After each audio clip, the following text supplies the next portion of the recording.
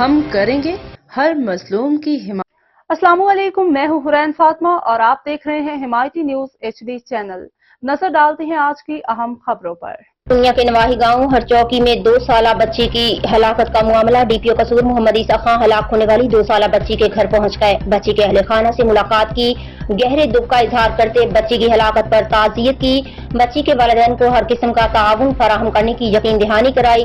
DPO قصور نے جائے وقوع کا بھی وزٹ کیا، PFSA ٹیمیں اور کرائم سین یونٹ طلب کیا۔ قصور پولیس ٹیمیں اور CIA سٹاف بھی DPO قصور کے ہمراہ تھے۔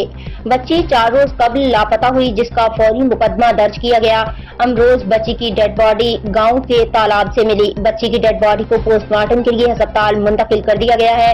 پوسٹ مارٹم رپورٹ کے بعد اصل حقائق سامنے آ جائیں گے۔